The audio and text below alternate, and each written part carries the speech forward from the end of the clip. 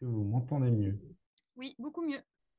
Je disais donc qu'on va lancer ce webinaire, webinaire sécurité des batteries et gestion en manutention et stockage avec la présence de l'APAV et de Forcy Power. Rapidement pour me présenter, David Geffroy, je suis en chef de projet développement au sein du pôle de compétitivité ID4 Mobility. Pour ceux qui ne connaissent pas les pôles sont des structures qui accompagnent les entreprises pour innover.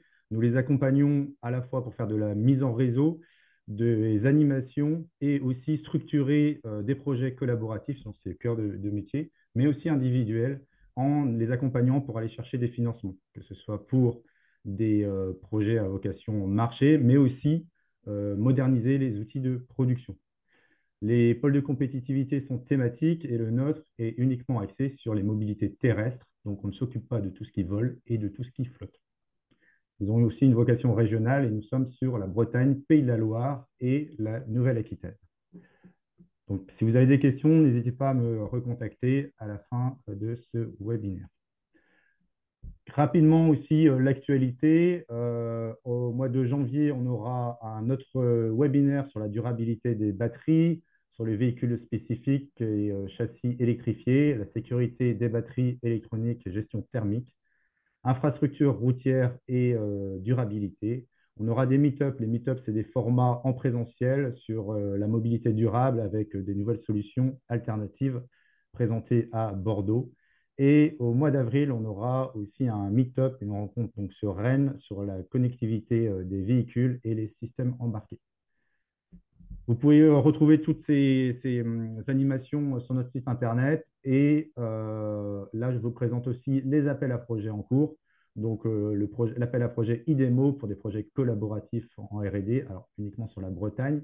L'innovation collaborative au croisement de filières également sur la Bretagne. Vous retrouvez ces appels à projets sur notre site internet et les coordonnées des interlocuteurs sont également présentes sur internet, mais bien évidemment, vous pouvez passer avec moi, je vous orienterai vers les bons interlocuteurs.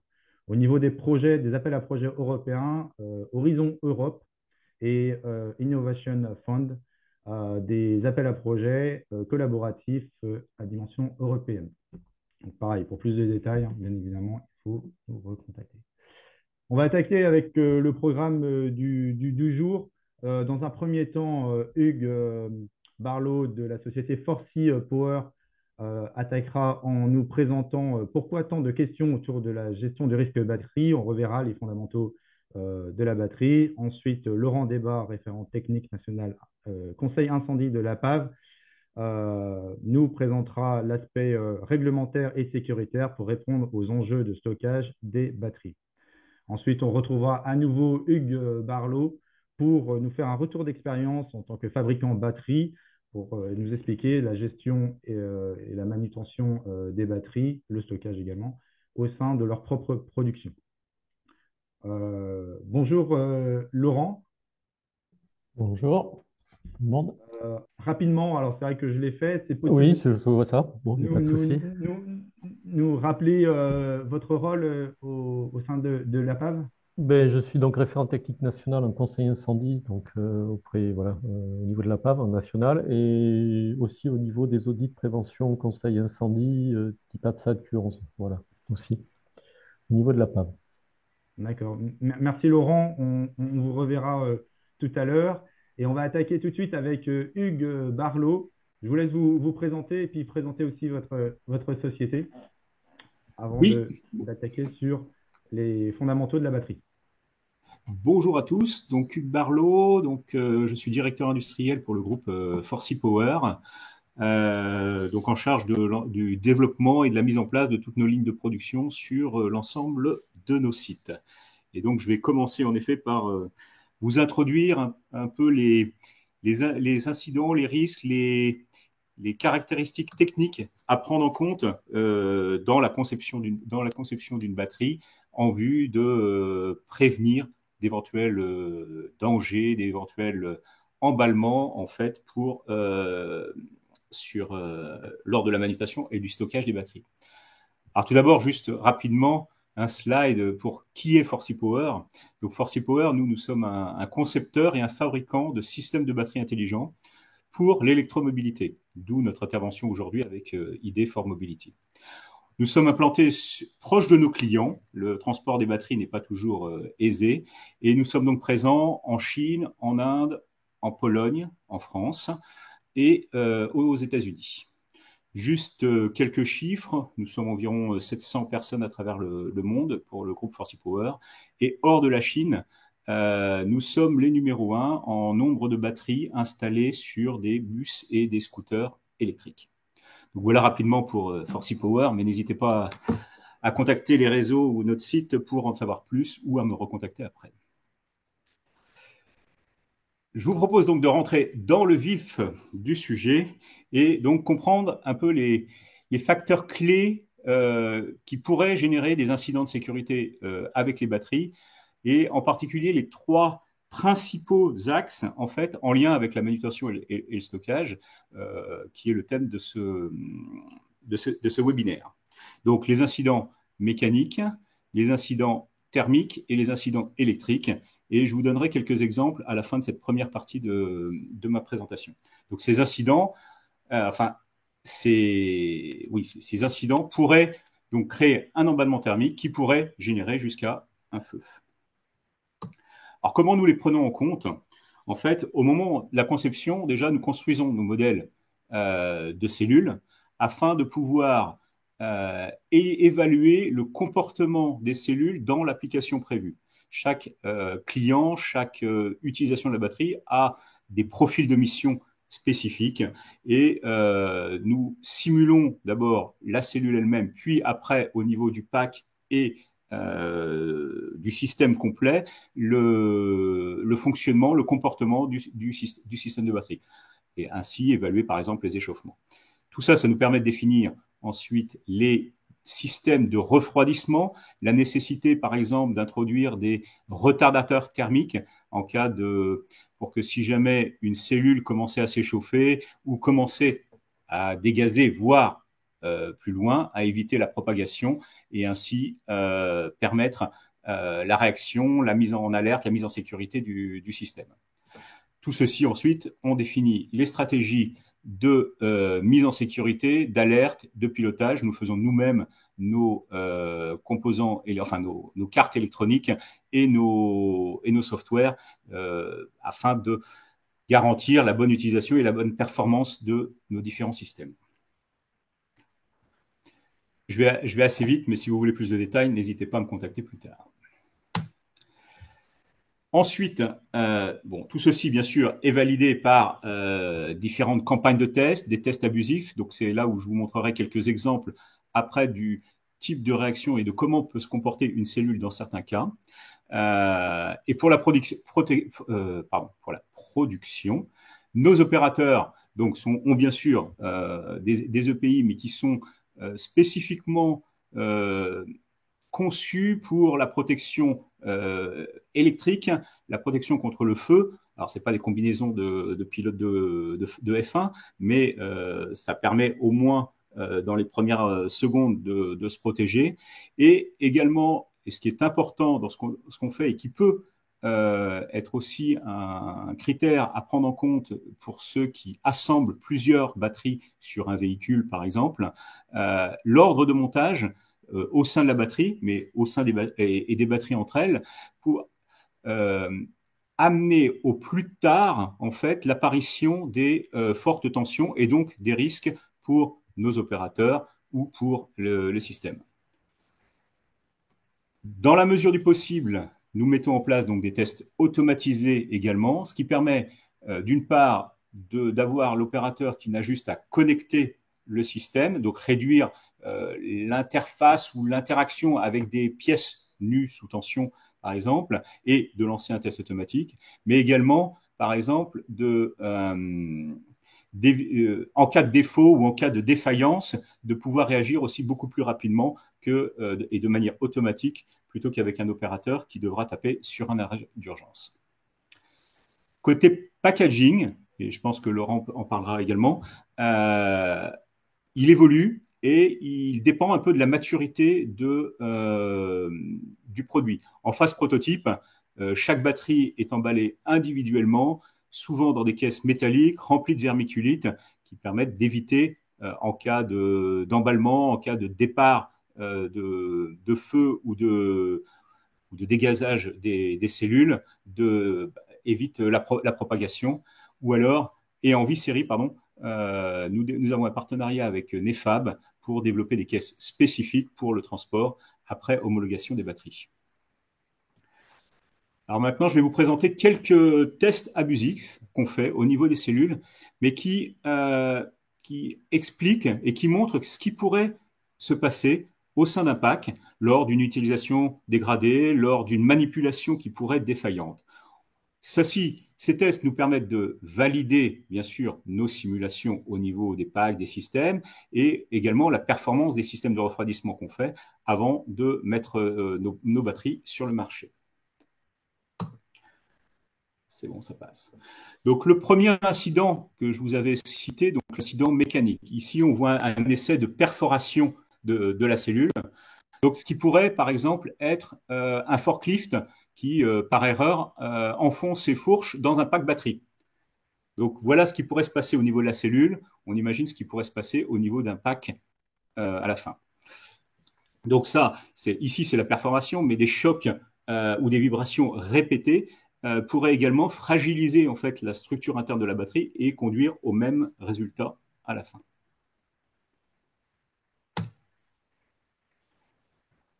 L'incident électrique. Là, on parle de surcharge, de décharge profonde, de mise en court-circuit de nos cellules. Donc là, on voit également la cellule gonfle lors d'une surcharge et on va voir qu'à la fin, ça explose et c'est ce qui pourrait se passer au sein également d'une batterie.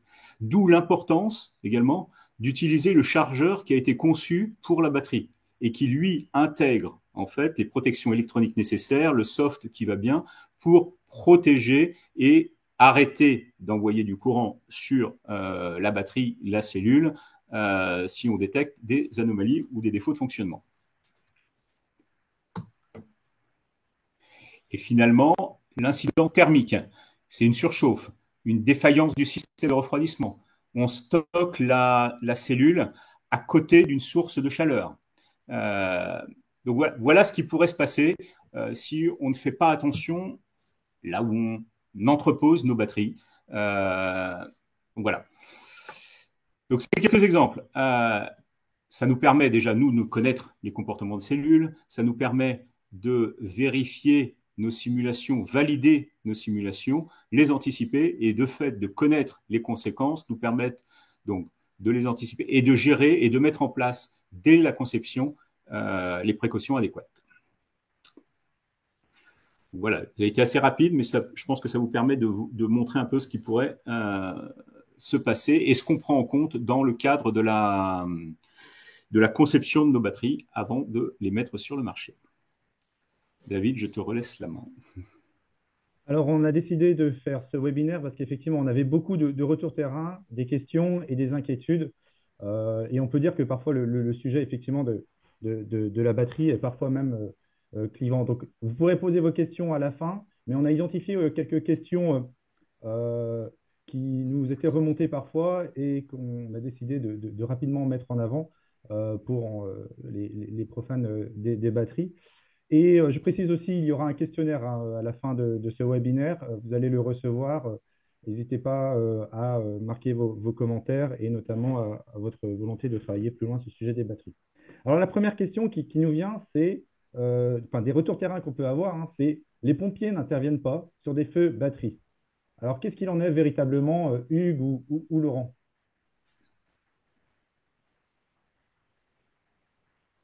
Voilà, c'est bon, j'ai la parole. Donc en fait, effectivement, c'est faux. Les pompiers sont de toute façon maintenant ils sont formés pour intervenir sur ce type d'incendie.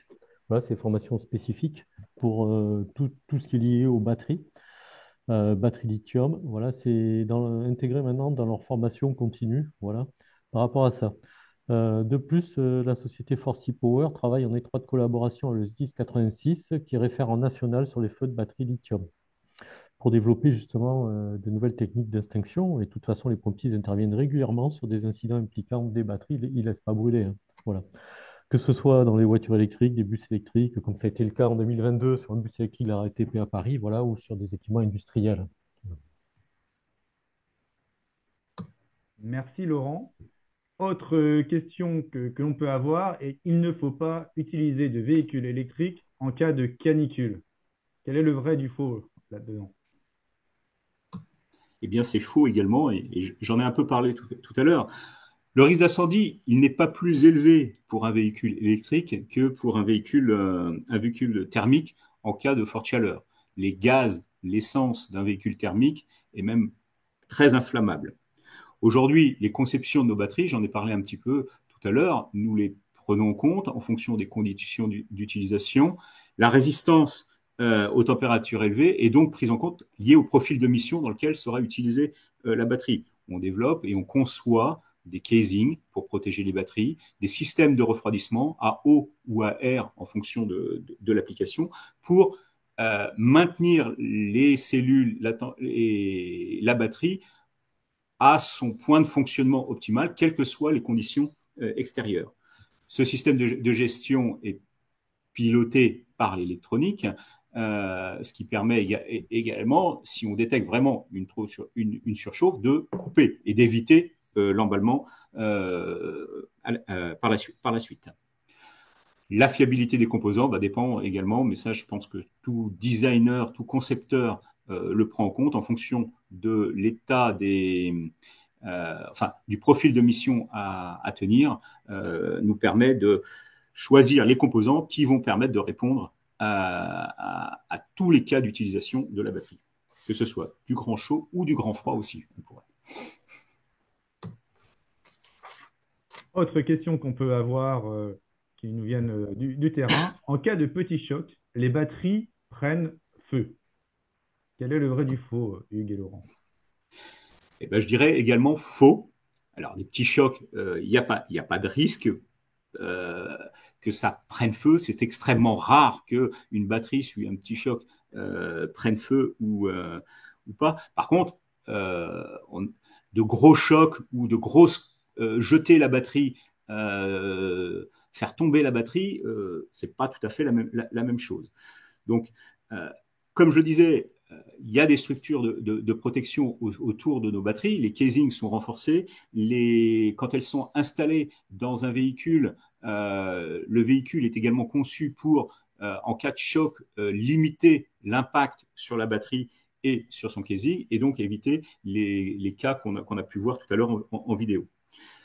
Avant la mise sur le marché, les tests permettent de valider que la conception répond aux besoins. Nous avons des tests de choc, des tests de vibration, des tests de chute aussi qui sont réalisés sur nos batteries. Et donc en particulier pour, par exemple, le transport suivant la norme UN 38.3, donc qui valide la capacité de transporter la batterie, de sa résistance au transport, ou les normes R100-3 par exemple sur la sécurité de la batterie dans son usage réel. Les systèmes et toujours l'électronique que nous concevons et que nous développons permettent aussi avec les différents capteurs, d'anticiper les potentiels risques et de potentiellement mettre la batterie en sécurité. Merci Hugues. Et pour terminer avec les idées reçues, on a pu voir circuler sur les réseaux sociaux des images d'explosion de batteries. En cas d'inondation, les batteries explosent au contact de l'eau. Alors, je vais dire que c'est faux pour le lithium-ion. On peut avoir des problèmes avec le lithium-métal, qui est quand même peu utilisé, il est plus beaucoup utilisé, voilà, comme type de technologie. On a surtout des lithium-ion qui sont moins problématiques à ce niveau-là. Déjà en utilisation courante par rapport à l'eau, les batteries sont résistantes à l'eau en IP68, voilà. Donc c'est à plus d'1 mètre pendant 1 heure, déjà sous l'eau. On parle d'inondation, ça peut durer plus longtemps, effectivement. Et ensuite, il y a des systèmes de sécurité intégrés pour les véhicules électriques. Il y a des systèmes de gestion électronique qui sont capables de détecter une immersion ou une infiltration d'eau et qui désactivent la batterie. Aussi, en intervention pompier, quand un véhicule prend feu, ils les mettent dans un conteneur, ils remplissent le conteneur d'eau pour éviter les emballements thermiques. Donc, si ça a explosé, ils ne les mettraient pas dans l'eau. Voilà, tout simplement. Ok, merci Laurent. Et donc, on va continuer avec vous sur cette deuxième partie. Comment l'aspect réglementaire et sécuritaire répond aux enjeux de stockage des batteries. Je vous laisse partager votre présentation.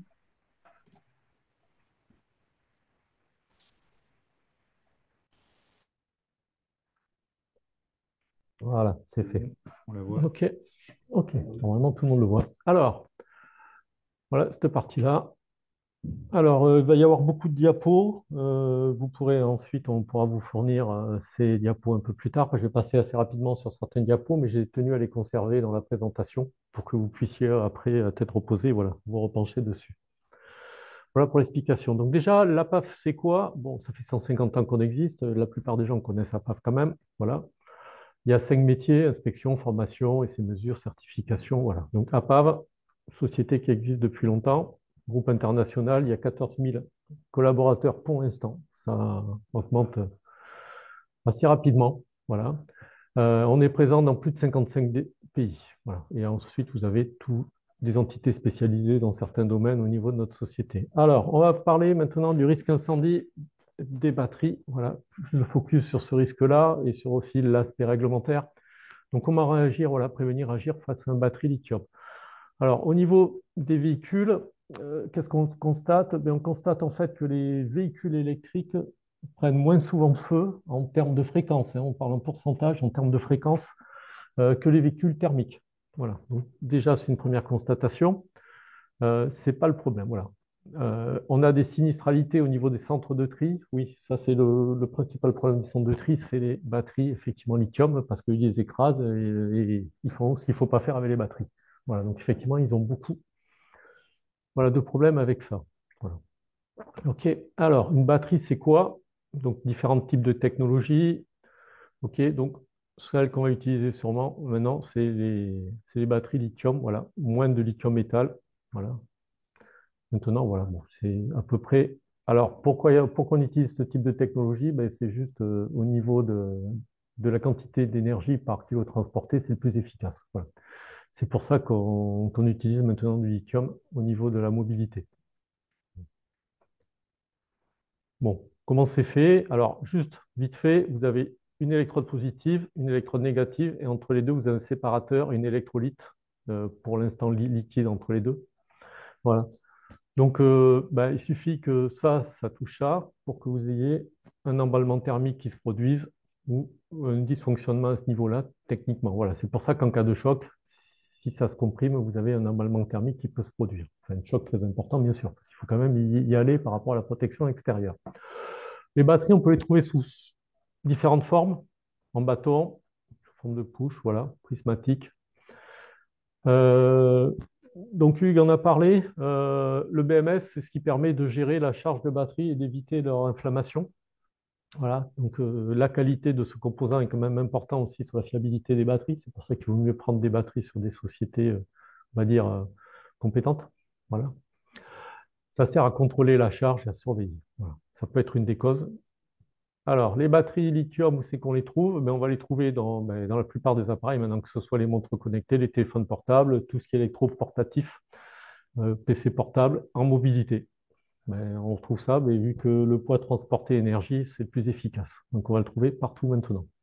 OK.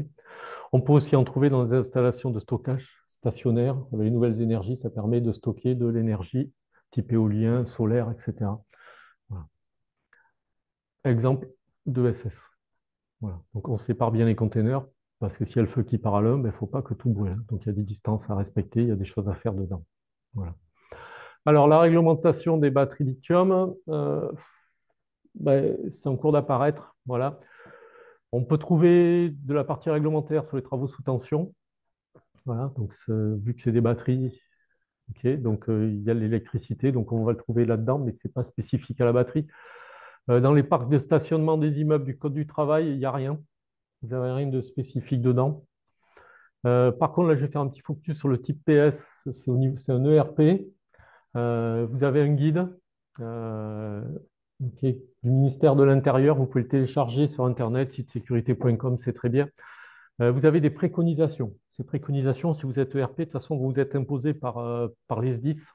voilà, avec des atténuations si vous êtes sprinklé. Je dirais que c'est là où on va trouver le plus de renseignements sur comment faire au niveau de ce qui est parc de stationnement. Voilà. Euh, et ça s'applique aux autres, hein. En habitation, il n'y a rien. On peut essayer d'aller chercher les préconisations du PS, du parc de stationnement de l'ERP, mais sinon, il n'y a rien. Vous n'avez rien actuellement.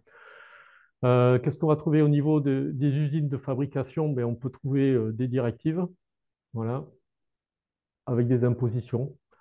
Au niveau des stockages batteries, plus de 500 tonnes, vous passez dans les rubriques ICPE, stockage 15-10. Donc, il faut aller l'apprendre par rapport à ce que vous avez. On va en trouver aussi aux charges d'accumulateur électrique, mais il faut dépasser 600 kW.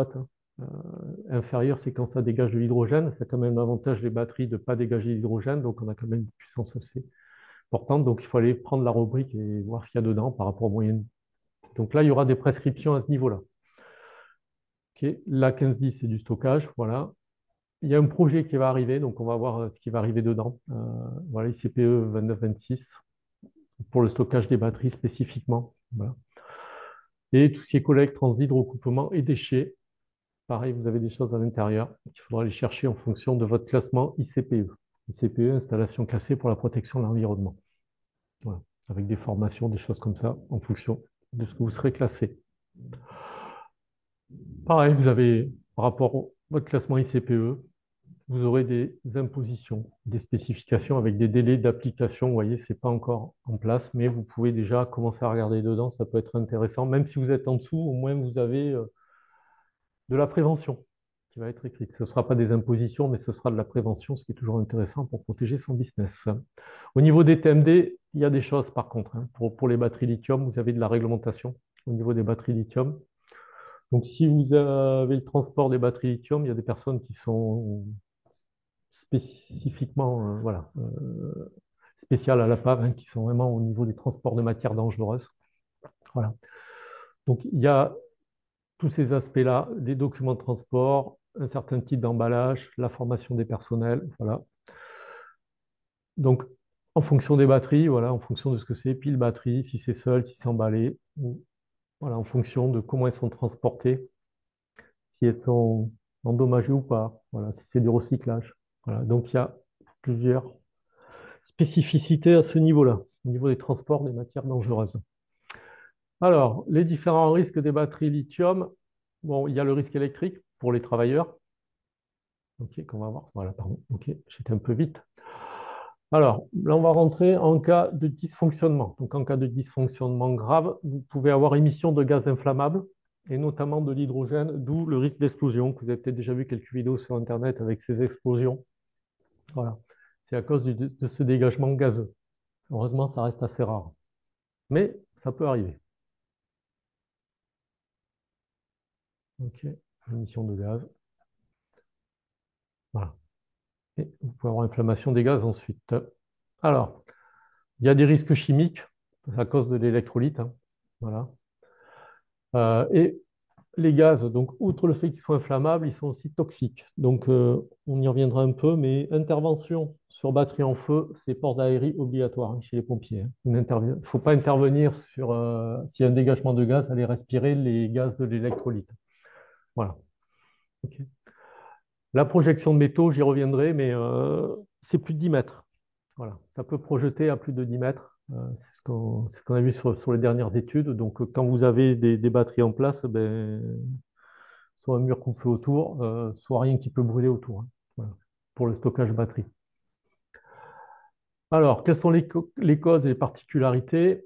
Bon, ça peut être lié à des courts-circuits internes, externes, des surcharges, le BMS, le Battery Management System, les chargeurs inadaptés, les matériaux qui constituent la batterie de mauvaise qualité, etc.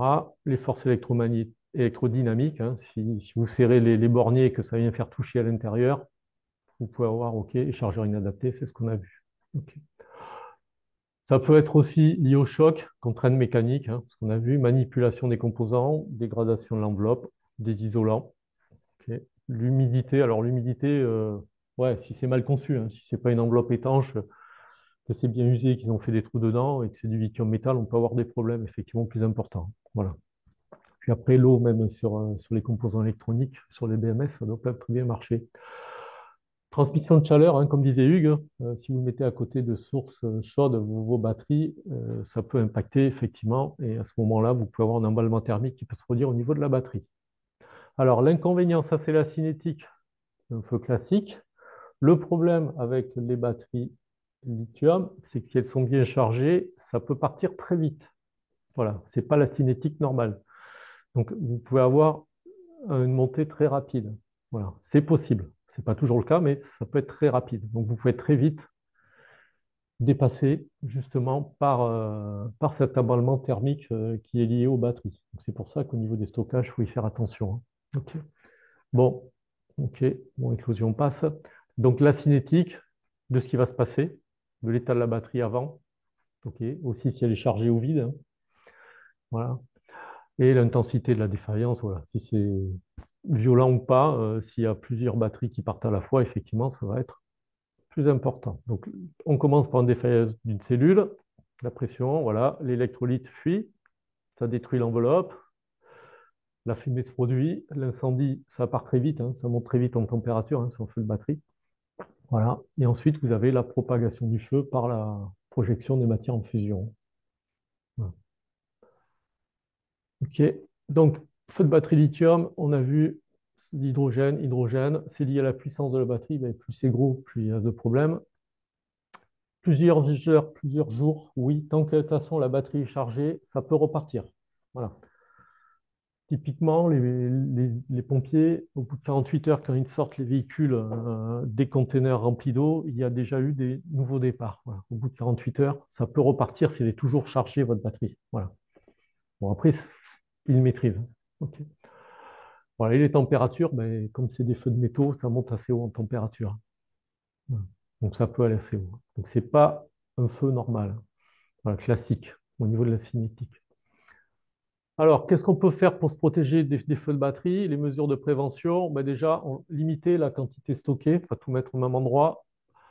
Tout ce qu'on charge dans des armoires anti-feu, du désenfumage aussi au niveau des zones, scinder les unités de stockage. Comme je vous disais tout à l'heure, éloigner les matières inflammables ou combustibles, surtout isoler. Voilà, éloignement 10 mètres, hein, donc il faut avoir de la place. Et ne pas charger complètement. Bon, ça, c'est plus c'est chargé, de toute façon, plus il y a de risques, hein. Si ça part, bien sûr. Les batteries qui ont des défauts, hein, comme disait Hugues, dans la vermiculite, vous voyez, c'est ça. Donc ça se stocke dedans. C'est pas de l'amiante, mais c'est un minéral qui permet, voilà, d'éviter, qui ne brûle pas, donc un combustible qui permet d'éviter la projection. On peut utiliser des instincteurs spécifiques qu'ils ont développés pour des feux de lithium. Faut savoir s'en servir, hein. Ça ne s'utilise pas comme un instincteur normal. Si vous arrivez que un instincteur normal, vous allez attaquer très vite, très fort le feu pour l'éteindre de suite. Avec un instincteur lithium, il va falloir par petits coups. Vous mettez un petit coup, hop, ça limite, ça refroidit, c'est très bien. La vermiculite qu'il y a dedans se met autour des cellules, très bien.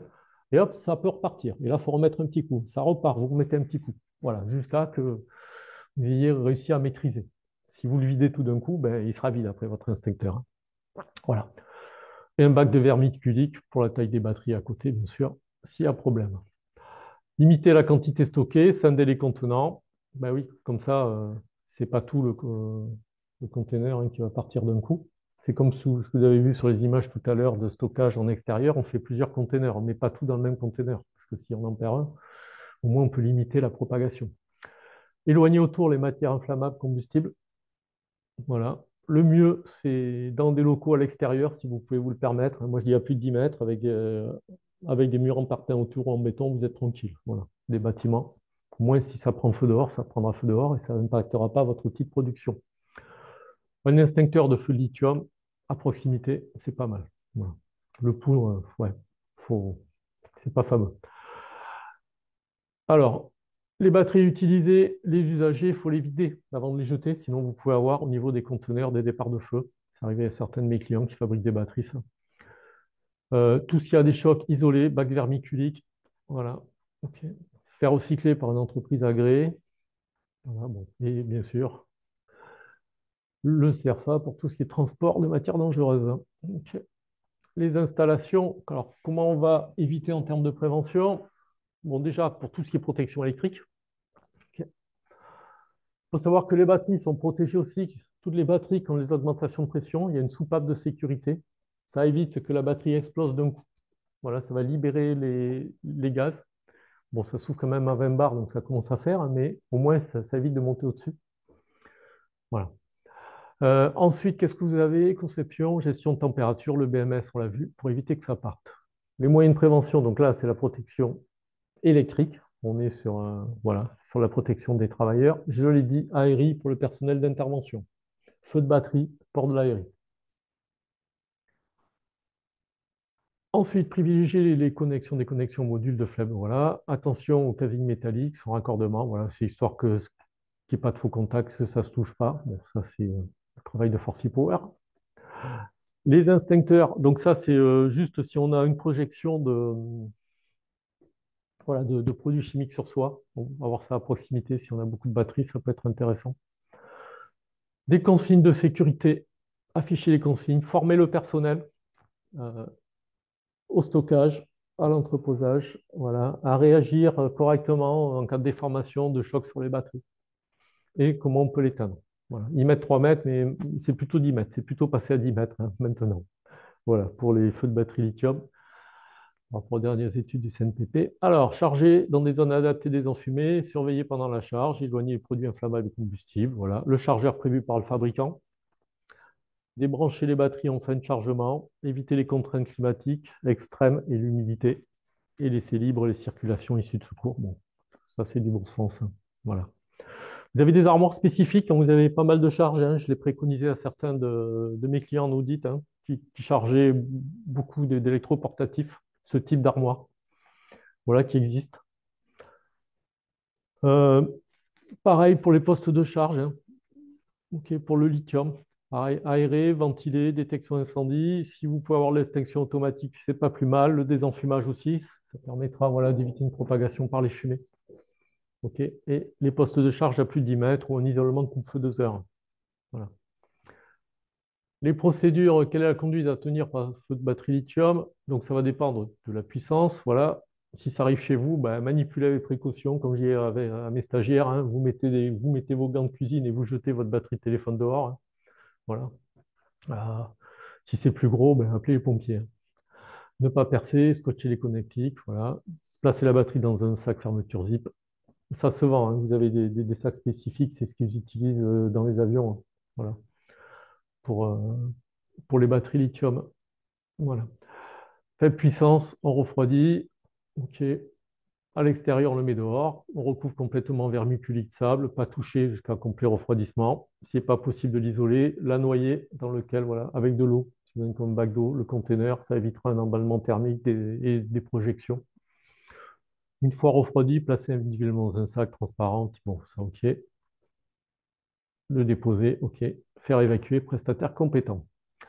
Les grosses batteries, ben, pour la formation, stocker à l'écart des autres batteries, bac non conducteur, vermiculite, c'est ce qu'on disait. Stockage extérieur, évacué, prestataire compétent. Donc endommagé, hein, sur les batteries endommagées, mesure de précaution. Pour les véhicules, ok, endommagé, ben, personne compétent. Donc démontage, stocker, voilà. Évacuer rapidement, prestataire compétent. Alors, il y a des vidéos, j'ai mis le lien des vidéos, je ne vais pas les passer, elles durent au moins, voilà, il y a pour 20 minutes, hein. Mais vous aurez le lien dans le PowerPoint si vous voulez le regarder. C'est fait par les Canadiens, c'est intéressant. Les pompiers canadiens, c'est intéressant. On n'intervient que si la sécurité des personnes est garantie. Ok. Bon, évacuation, immersion, on recouvre couverture anti-feu. La couverture anti-feu vous permet de dégager ce que vous avez autour, le temps qu'il y a la couverture anti-feu sur la batterie. Ça vous permet de sortir une matière combustible autour et ensuite d'éviter une propagation. Le périmètre de sécurité, voilà, c'est ça. Le matériel inflammable à proximité, on alerte les secours. C'est une des solutions. Si on n'a pas pu, ben on évacue. Voilà, on évacue le bâtiment. OK. On peut recouvrir de sable. Voilà, c'est pas mal aussi. Intéressant. Mais attention, on n'intervient pas si sa sécurité n'est pas assurée. Extincteur adapté, donc spécificité lithium, c'est pas mal, c'est bien. Et il faut mieux former le personnel. Voilà. Surveiller la batterie après extinction parce que vous avez bien compris que ça peut repartir. OK. Quelques minutes, heures, jours, oui. voire semaine, hein. J'ai quelques retours, c'est voire semaine. Ok, donc je vous ai mis le lien des vidéos par rapport aux extinctions. Voilà, ça peut être intéressant de voir ce qui se passe par rapport aux extinctions. Voilà. Quoi d'autre? Batterie forte puissance. Bon, alarme de l'établissement, on évacue les locaux, périmètre sécurité, on coupe l'alimentation des bornes de recharge et on alerte les secours si besoin. Enfin, de toute façon, on alerte les secours, hein, c'est pas si besoin. Ok. Ils sont formés pour intervenir, hein. Ils ont les aéris, ils ont tout ce qu'il faut. Ok. Et justement, c'est ce que vous voyez dans la vidéo. Ça fait partie de la vidéo. Ok. La couverture anti-feu, ça vous permet de dégager ce qu'il y a autour. Si on peut l'immerger dans l'eau, on y va et on surveille. Ok. Voilà. Donc, si on peut assurer sa propre sécurité, l'immersion, et on surveille pareil sur les vidéos. Voilà. Ok. Par rapport à la PAV, les prestations, on fait des formations, voilà, soit sur les batteries, donc ces formations électriques, sur le risque, sur les travaux sous tension. On peut faire aussi du conseil, audit de sécurité sur la présence de batteries lithium. Donc c'est l'analyse de risque, voir si ça peut impacter ou pas votre outil de production, comment elles sont stockées, quel type de batterie vous avez. Et ensuite, au niveau du conseil, au niveau des ICPE, si vous êtes classé ICPE, voilà, pour vos dossiers et analyser tout ce qu'il y a besoin de faire à ce niveau-là, au niveau de la PAV. Voilà. Donc des formations et ces choses-là. Voilà. contactclientpaf.com. J'en ai terminé. Merci Laurent. Et effectivement, si vous avez des questions, hein, pensez à les noter. On reviendra avec des questions à la fin de ces webinaires. Mais tout de suite, on va continuer avec Hugues pour un retour d'expérience d'un fabricant de batteries. Donc, Hugues Barlot, je vous rappelle, de la société Forsy Power. Rebonjour. Et donc, je vous propose de voir comment, justement, tout ce que nous a expliqué Laurent, nous l'avons mis en application au sein de Forsy Power et principalement sous 3 axes qu'on retrouve aussi dans la présentation de Laurent: détecter, éteindre et protéger. Donc, c'est ce que nous avons mis en application. Vous voyez bien mon écran, c'est bon? J'espère. Alors, je passe à la suite. Donc, pour détecter, globalement, la détection des gaz, des détections de fumée, des détections de gaz, et sur les lignes qui sont automatiques, qui manipulent des batteries, qui soudent des cellules entre elles, des caméras thermiques et des détecteurs d'hydrogène, comme le mentionnait Laurent.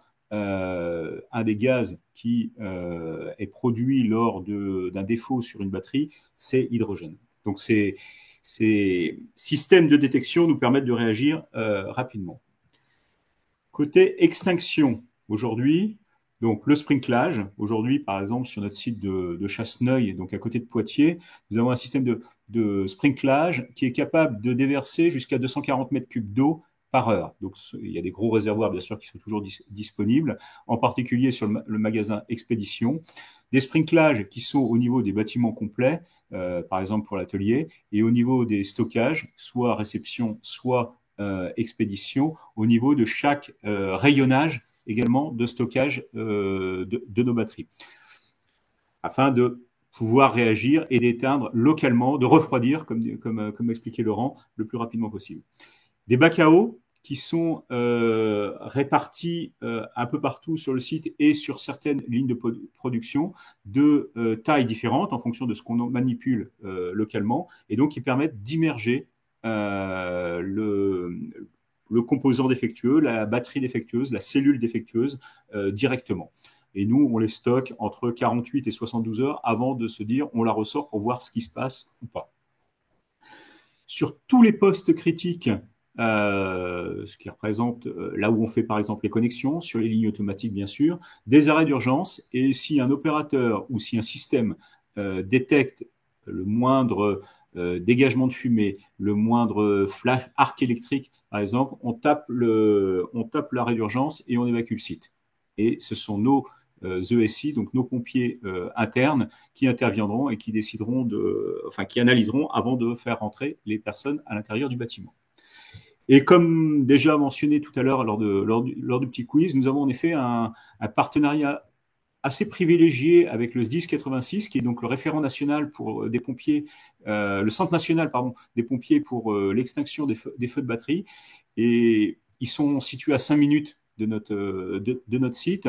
Et donc, eux forment nos équipes en interne, nos pompiers internes, mais nous participons aussi avec eux à différents essais. On leur fournit par exemple des batteries afin qu'ils puissent développer de nouvelles techniques d'extinction, tester de nouvelles techniques d'extinction des batteries. Voilà pour un peu l'extinction. Et sur la protection, formation du personnel, comme le mentionnait également Laurent, donc des exercices d'évacuation 2 fois par an, avec simulation de victimes, simulation pour voir comment tout le monde va réagir. Nos équipiers de première et de seconde intervention, donc, qui sont équipés comme des pompiers professionnels et qui sont formés par eux plus régulièrement. Ils ont un recyclage au moins une fois, enfin ils ont des entretiens, des évaluations au moins une fois par mois avec les pompiers du SDIS 86. Récemment, nous avons mis en place une zone d'isolement à l'extérieur du bâtiment, c'est-à-dire c'est une sorte de container sécurisé avec sprinklage intégré, ce qui permet, quand on a un défaut, de stocker le produit sans forcément l'immerger et donc le perdre, parce qu'une fois qu'on l'a immergé, le produit sera scrappé derrière. Et les EPI, bien sûr, on en a déjà parlé, qu'ils soient électriques et ou mécaniques, le poids de nos batteries, le poids de nos stacks aussi nécessite qu'on prenne en compte cet aspect mécanique aussi et de nos batteries. Et voilà pour la mise en place en fait que nous avons mis en fait un peu de tout ce que nous présentait aussi Laurent. Merci, merci Hugues. Alors, on va passer aux questions. Avant ça, je vous rappelle, vous allez recevoir un sondage pour vous permettre aussi à la fois de poser des questions, mais aussi d'identifier des pistes d'innovation et de travail collaboratif que vous souhaiteriez mettre en place, avec notamment le pôle de compétitivité. En termes de questions, alors on peut voir déjà des questions dans le chat. Alors, bon, il va falloir recontextualiser. Il y a une question, du moins, dans nos camions, nous avons un chariot élévateur avec une batterie au lithium-ion. Faut-il identifier le risque sur le camion? Hugues ou Laurent? Non, pas que je sache. Laurent, peut-être? Non, non, moi je réponds non. Pas que je sache.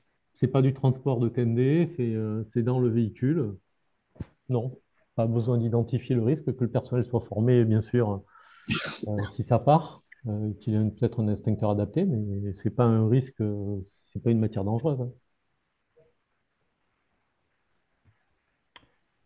Merci Laurent. Une nouvelle question. Devons-nous forcément avoir une rétention pour le stockage de batteries dans un conteneur?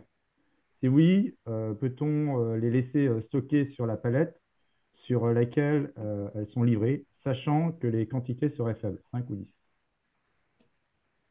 En termes de prévention des risques, mettez rien autour. Voilà, 10 mètres, hein, ou stockez-les séparément d'autres matières combustibles, juste avec des murs autour, hein, c'est suffisant. Voilà, pour éviter les projections s'il se passe quelque chose. Voilà. Prévention simple. Y a-t-il un risque à laisser une batterie de vélo ou une voiture électrique branchée après la charge complète? C'est toujours mieux de débrancher. Ce que je fais chez moi. Quand j'ai fini de charger, je débranche. Ça évite. Voilà. Mais normalement, non, le BMS va gérer ça, hein. Bon, Hugues est peut-être peut le parler mieux que moi vu qu'il Oui, les fabrique, hein, mais non, voilà, sur les batteries lithium, le BMS va remplir son rôle, hein, voilà. Et, si on C'est des utilise le outils chargeur adapté, il est prévu pour, en voilà, effet, c'est ça, de qualité, hein, voilà, ça dépend où vous pour achetez votre s'arrêter. chargeur, hein. Voilà. comment sont installés vos systèmes de détection sur les lignes d'assemblage? Caméra thermique connectée au SSI, supervision humaine? C'était deux hypothèses formulées ensuite. Alors, nos systèmes de détection sur les lignes automatiques, ce sont des caméras qui sont en effet connectées à l'automate de la ligne et également euh, avec projection en quelque sorte au niveau du poste de sécurité du site, en fait, qui permet aussi de visualiser ce qui se passe. Donc, les caméras thermiques permettent de déclencher et en cas en cas de surchauffe, en fait, d'arrêter le programme, voire de prendre l'élément en train d'être manipulé et le jeter dans un bac à eau directement. Et comment se passe la manipulation des batteries en cours d'emballement? Alors, sur nos lignes automatiques, ça va être le robot qui a un mode particulier et qui va directement jeter la cellule, le petit stack, dans le bac à eau. Sur une ligne de production où la batterie, par exemple, un pack comme on voyait sur les images, qui peut faire jusqu'à 5 ou 600 kilos, qui sont sur des chariots, aujourd'hui, l'alarme se déclenche, le personnel évacue et nos ESI, qui sont formés pour ça, s'équipent, interviennent sur place. Il leur faut moins de 2 minutes pour être équipés et arriver sur place. Nous avons des caristes qui sont formés aussi à ça et ils prennent la batterie, ils l'évacuent et ils vont l'acheter dans un bac à eau. D'accord. Puisqu'on parle d'eau, je remonte un petit peu les questions. Alors, on va peut-être reposer la question à Laurent, mais il l'a dit dans sa présentation, faut-il avoir des extincteurs particuliers pour les batteries lithium? Alors, je ne sais pas si la question était venue après. Oui, il vaut mieux avoir les particuliers, les autres sont pas très efficaces, hein. J'ai vu plusieurs interventions avec extincteur à poudre, ça fait pas grand-chose parce qu'en fait, ça refroidit pas. L'avantage de l'eau avec la vermiculite, c'est qu'il y a l'effet de refroidissement et qui évite l'emballement thermique aux cellules proches. Donc c'est quand même intéressant en termes d'intervention. C'est pas très efficace non plus, mais c'est le plus efficace qui existe, voilà, à l'heure actuelle, comme type d'instincteur. Le CO2, j'ai vu la question passer tout à l'heure sur le CO2. Le CO2, la distance d'attaque, c'est moins d'1 mètre, hein, sur un petit CO2. Vu les projections de métal, je ne vais pas m'approcher d'une batterie qui prend feu à moins d'1 mètre. Voilà, ça, je ne vais pas y aller. Et puis, de toute façon, le CO2, en 10 secondes, il est vide, hein. Donc, bon, c'est pas le mieux. Voilà. CO2 non, poudre, ce qu'on a mis, oui, s'il y a que ça, oui, ça évitera que ce qu'il y a autour brûle peut-être, mais ça n'éteint pas, hein. J'ai des vidéos avec 3 poudres sur des batteries, ils n'y arrivent pas. Voilà. D'accord. Alors, une question peut-être un peu spécifique sur la seconde vie. Si on parle de batterie de seconde vie, cela signifie des cellules déjà usagées. J'imagine qu'il y a un peu plus de risques que pour d'autres types de batteries. Le fabricant Mhm. doit-il prendre des mesures supplémentaires par rapport à d'habitude ou à l'habitude? Enfin, nous, on utilise nos batteries sont recyclées. Après une première vie, par exemple, sur un bus, nos batteries, aujourd'hui, on envisage de les recycler pour faire du stationnaire. Donc, c'est des conditions différentes. Si on les a utilisées, si elles ont été utilisées correctement, on développe l'électronique qui va bien derrière pour les surveiller. Il n'y a pas plus de risque qu'une utilisation normale. D'accord. Euh, le local de charge des chariots doit-il être constamment ouvert? Alors, peut-être qu'il y a besoin d'éléments complémentaires pour cette Constamment phrase. ouvert. Je pense, si c'est des batteries lithium, non, il n'y a pas de dégagement d'hydrogène, il faut qu'ils soient désenfumables, c'est mieux. Mais ouvert, c'est pour les batteries d'hydrogène, parce que ces batteries au plomb, elles dégagent de l'hydrogène pendant la charge, donc il faut qu'il y ait une ventilation permanente. Mais pour l'autre, enfin, moi, je n'ai pas de spécificité. Il faudrait voir dans l'ICPE si vous dépensez là, les 600 kilowatts, ce qu'ils préconisent, mais pour moi, non. Euh, et si nous stockons des véhicules assemblés, nous devons également avoir la distance de sécurité de 10 mètres. Ah, alors, attendez. Des Et, véhicules assemblés, je ne vois pas trop. ouais, Je ne vois pas trop. euh, Cette question. Nous ouais, c'est la stockons des question véhicules assemblés. Nous devons à à la distance de 11h52. sécurité de 10 mètres, véhicules assemblés. Faudrait voir comment c'est. Ce qu'on préconise au niveau des PS, des parcs de stationnement, c'est du sprinkler. Ça vous évite ça.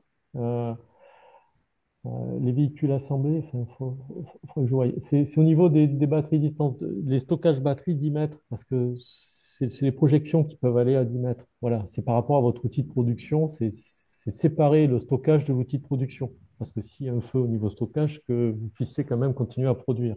Voilà, c'est ça qu'on va regarder par rapport à cette distance de 10 mètres. Voilà. L'auteur de la question a précisé, il a ajouté des véhicules électriques qui seraient assemblés avec la batterie. Euh, Ben, aujourd'hui. s'ils sont stockés, il ne faut pas les stocker avec la production, quoi. Voilà. C'est comme ça que je le vois. Ensuite, par rapport au risque, ça dépend combien vous en stockez.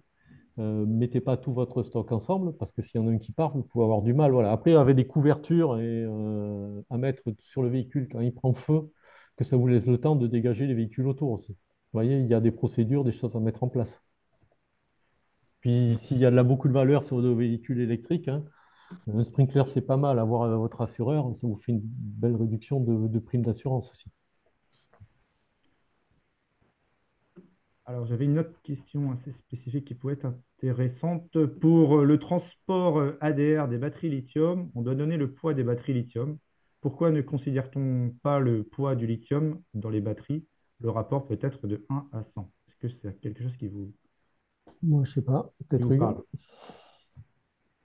Dans le détail, non, je ne sais pas. Mais D'accord. Donc, la question le mériterait poids, d'être retravaillée. ouais. Ouais, voir le spécialiste ADR à la PAV. OK. Bah, n'hésitez pas à mettre cette question. C'est Laurent donc, qui pose cette question dans dans le sondage de fin, qu'on puisse essayer de vous orienter vers les bons interlocuteurs. Euh, quel- Vous avez identifié, vous, des questions qui... euh, il y avait une question tout à l'heure sur les projections et sur l'immersion. J'essaie de la retrouver. Non. Et eau salée, enfin, voilà. Moi, j'ai des retours de fabricants de batteries qui me parlent d'eau salée. Ouais, Ça effectivement. fait un peu d'inhibition, je pense aussi, le sel dedans. Ou les pompiers utilisent de l'eau courante. Bon, il n'y a pas eu, D'accord. ça aurait peut-être mieux un peu plus que moi chimiquement, pourquoi eau salée, ils mettent eau salée que non. Mais ça, Et je vais poser une dernière question et malheureusement, on va devoir s'arrêter là. N'hésitez pas, pour ceux dont on n'a pas répondu la question, aux questions, de mettre ça dans le formulaire. On va essayer de vous orienter vers les bons interlocuteurs. Et existe-t-il, pour terminer une dernière question, existe-t-il des caisses de transport de batteries endommagées? Hugues en a Oui, montré en photo oui. dans sa présentation. Aujourd'hui, des caisses métalliques remplies de vermiculite ou si besoin, nous on travaille avec Nefab, donc qui est notre partenaire pour développer des caisses spécifiques pour le transport, mais les batteries sont globalement emballées individuellement dans des caisses métalliques et noyées dans la vermiculite pour être transportées. D'accord. Et puis en fait, il est que... Ah non, il est midi du coup, et le deal, c'était de s'arrêter à midi, de faire 1 heure de webinaire. Comme je vous l'ai déjà dit, si vous avez des questions, on va s'arrêter là. Merci à Hugues et merci à Laurent d'être intervenus sur ce webinaire. Si vous avez des questions, ne pas hésiter à les poser, à rebondir aussi dans le sondage formulaire qui va vous être envoyé. Évidemment, cette session sera mise en replay sur la chaîne YouTube du pôle de compétitivité ID4 Mobility. Et merci encore à Hugues et à Laurent. Peut-être un mot pour terminer, Hugues et Laurent. Merci à tous. Ouais. Et pas hésiter à Merci à contacter tous nos et intervenants passez aussi. de bonnes fêtes. Voilà, passez de Voilà. bonnes fêtes et, allez vous renseigner voilà, sur les prochains événements sur le pôle de compétitivité. Tout est présent sur notre site internet, tout comme les appels à projets. Passez une bonne journée. Je vous souhaite à tous un bon appétit et Merci. à bientôt, à n'en pas douter. Merci. Au revoir. Au revoir.